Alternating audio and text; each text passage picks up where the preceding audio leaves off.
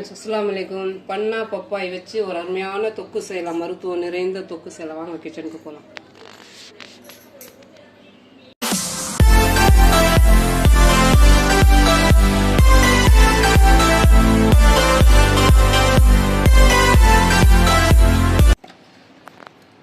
பன்னா கருவாடு. பன்னா மீனாக இருக்கும்போது விட கருவாடாக இருக்கும்போது நல்லா ஒரு டேஸ்ட்டு கொடுக்கும். மீன் அந்த அளவுக்கு ஒரு டேஸ்ட் தராது. கருவாடு நல்லா ஒரு டேஸ்ட்டு கொடுக்கும். இந்த கருவாடு வச்சு ரெசிபி சார் சமைக்கிறதுக்கு முன்னே கொஞ்சம் நேரம் நல்லா தண்ணியில் போட்டு வச்சுக்கணும். பால்,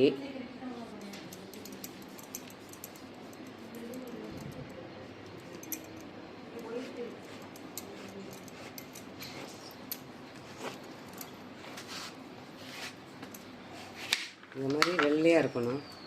கொஞ்சமாக கலராக இருந்தால் இனிப்பாக இருக்கும். நல்லா பச்சை காயை தான் வாங்கி செய்யணும். எல்லாத்தையும் க்ளீன் பண்ணிக்கணும். எல்லா விதையெல்லாம் எடுத்துடணும்.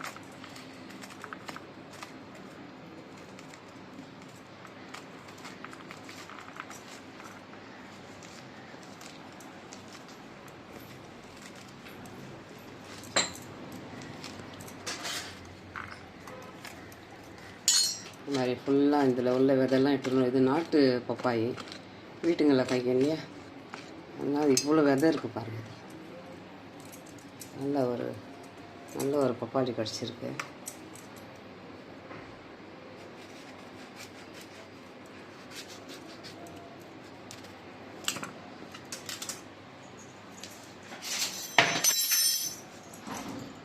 இந்த மாதிரி கட் பண்ணிவிட்டு இதில் உள்ள இந்த பச்சையெல்லாம் இருக்கக்கூடாது. நல்லா வெள்ளையாக சீவி எடுத்துடணும். பச்சையாக இருந்தால் அந்த பப்பாளி வாசனை வரும். அதனால் நல்லா வெள்ளை வர வரைக்கும் நல்லா உரிச்சு எடுத்துக்கணும். சிக்கன் கொனியாக்கெல்லாம் சிறந்த ஒரு சமையலில் இருக்கிற மருத்துவம்.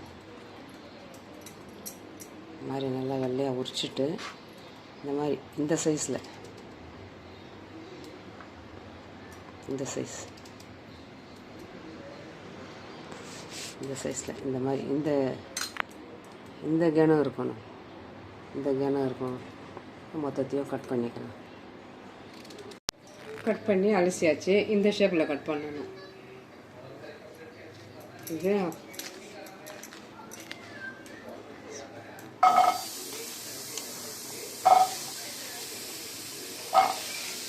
லைட்டாக மஞ்சள் தூள் போட்டு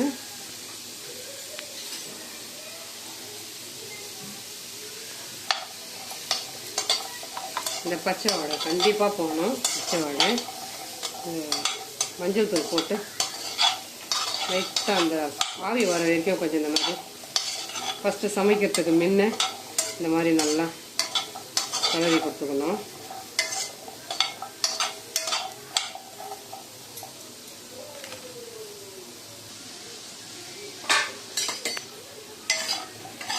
நான் இந்த மாதிரி ஆவி வரணும்.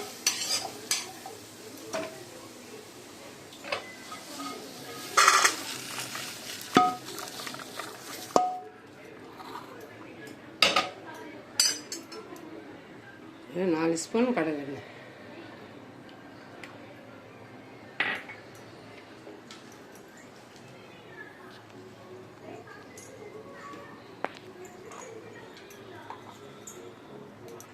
கால் ஸ்பூன் சோம்பு,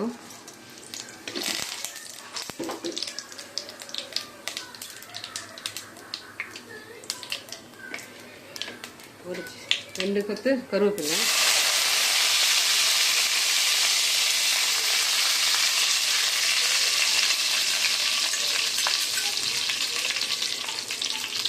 ஒரு ஸ்பூன் காஷ்மீரி தூள், மிளகாத்தூள்,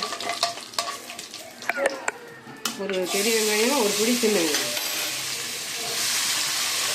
ஒரு கொத்து கொத்தமல்லி.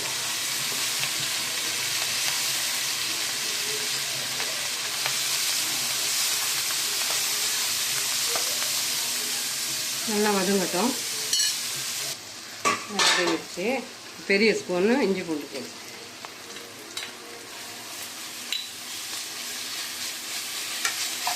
பச்சை வாடை போட்டோம்.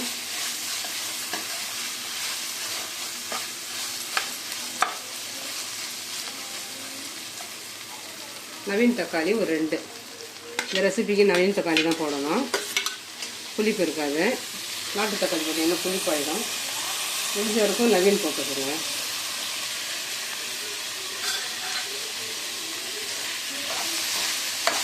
நாட்டு தக்காளி ஒரு பாதி தக்காளி போட்டால் போதும். நவீன்னா 2ஆக போட்டுக்கணும். நல்லா கொஞ்சம் கிரேவியாக வரும். ஒரு மருத்துவம்னா அதுக்கு ஏற்ற மாதிரி நம்ம எல்லாமே ஒரு தேவையான பொருளெல்லாம் நம்ம வாங்கின்னு வந்து தான் செய்யணும்.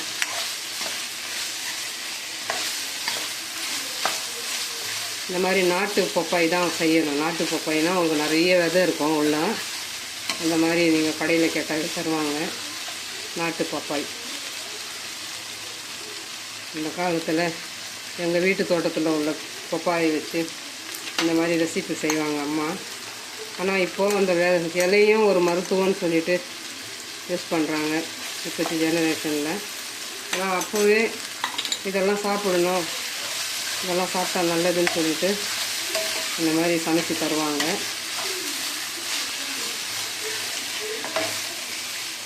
இப்போ பண்ணா கருவாடு வாஷ் பண்ணி வச்சுருக்கேன்.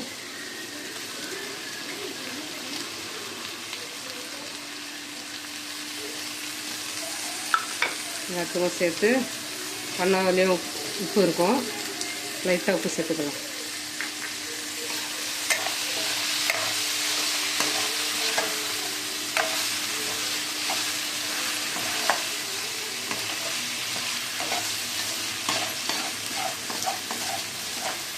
சொரக்காய், வெண்டைக்காய், பீர்க்கங்காய், பாவக்காய், வெண்டைக்காய், எந்த காயும் இருந்தாலும் இந்த காயும் ஒரு நாள் ஒரு ரெசிபி செய்துக்கலாம். இந்த மெத்தடில் செய்யணும்.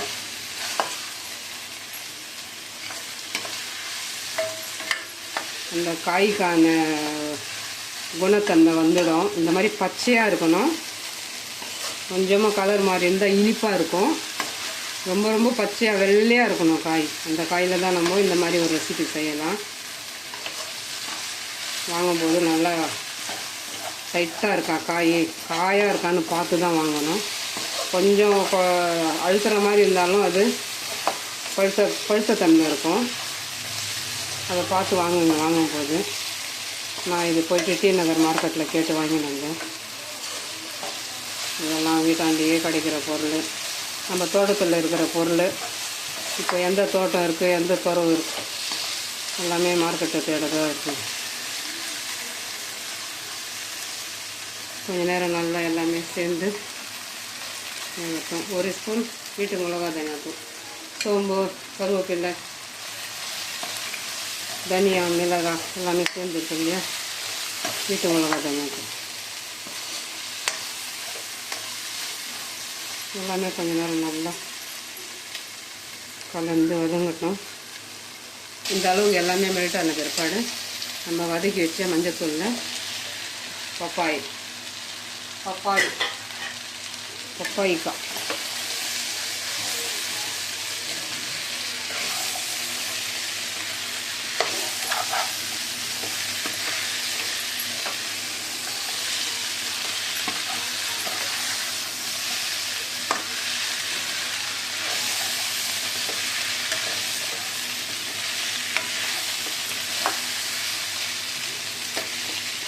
ஏற்கனவே நல்லா வதக்கியாச்சு. எல்லாமே கலந்து வர ஒரு அரை டம்ளர் தண்ணி.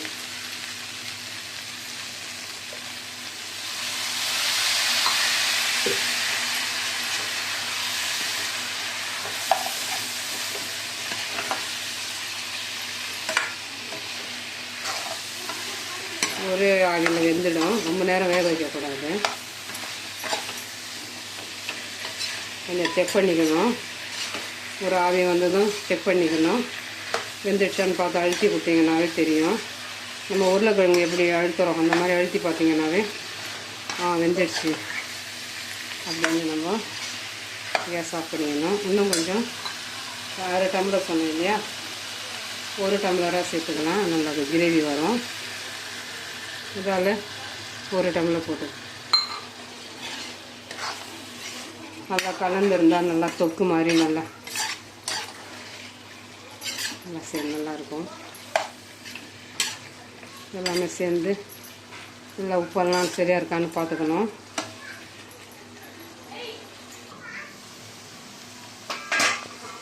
நல்லா இந்த அளவுக்கு கலர் மாறணும். நடுவில் நம்ம கொஞ்சம் கலரி கொடுத்துக்கணும். நல்லா எல்லாமே கலந்து இந்த பதத்துக்கு வரணும். இப்போது லாஸ்ட்டில் கொஞ்சம் நல்லெண்ணெய் விட்டுக்கலாம். நல்லா மணமாக இருக்கும். ஒரு 4 ஸ்பூன் நல்லெண்ணெய், சின்ன ஸ்பூனால் 4 ஸ்பூன் நல்லெண்ணெய்.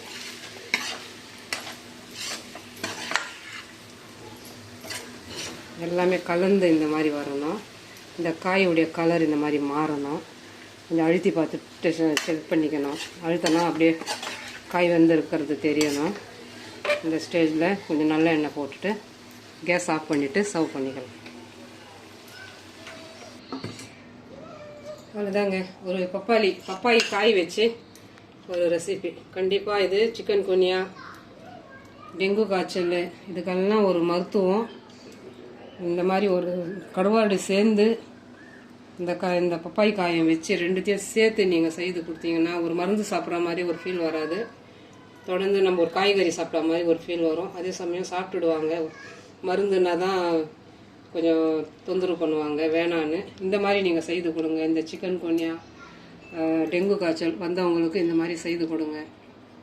நார்மலாகவே இது நம்ம எல்லா காயும் சமைக்கிற மாதிரி இந்த மெத்தடில் தான் காய் வாங்கணும். நாட்டு பப்பாளி காய், நாட்டு பப்பாளி காய் நிறைய விதை இருக்கும். அதில் வெள்ளையாக இருக்கணும். உள்ள பச்சை காய் வாங்கினீங்கன்னா வெள்ளையாக இருக்கும்.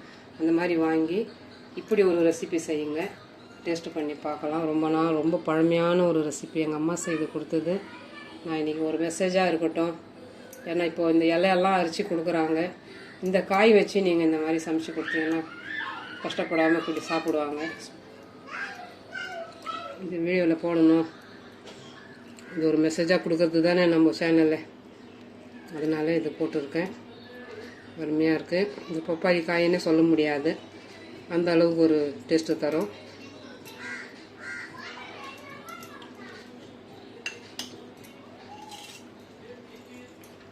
செய்கிறதுக்கு முன்ன மஞ்சள் தூள் கலந்து கொஞ்ச நேரம் அந்த பச்சைத்தன்மை போகிற வரைக்கும் கொஞ்சம் வதக்கி எடுத்துடுங்க. அப்போ அந்த பப்பாளி வாடெல்லாம் அதுலேருந்து வெளியில் போயிடும். சாதாரண காய்கறி மெத்தடில் வந்துடும். அதை வச்சு அப்படியே நான் என்ன மாதிரி செய்தேன்னு அந்த மாதிரி செய்து பாருங்கள். கண்டிப்பாக இது ட்ரை பண்ணி பாருங்கள். இது ஒரு மருத்துவம் நிறைந்த ஒரு ரெசிபி தான் இது. என்னடா இவங்க பப்பாயெல்லாம் வச்சு ஒரு கருவாடு போட்டு செய்கிறாங்களேன்னு நினைக்காதீங்க. நீங்கள் ட்ரை பண்ணி பார்த்துட்டு எனக்கு கமெண்ட்ஸ் பண்ணுங்கள். கமெண்ட்ஸ் பண்ணுறது தான் ஒரு வீடியோவே. சரியா? நீங்கள் ட்ரை பண்ணி பாருங்கள். அதுக்கப்புறம் உங்களுக்கு இந்த காயோடைய நன்மை தெரியும், மருத்துவமும் தெரியும். இந்த பன்னா பப்பாய் ரெசிபி பிடிச்சிருந்துச்சுன்னா like, comment, share, bell button மறக்காமல் நல்ல உள்ளவங்க பேகம் சேனலுக்கு சப்ஸ்கிரைப் பண்ணுங்கள். அஸ்ஸலாமு அலைக்கும்.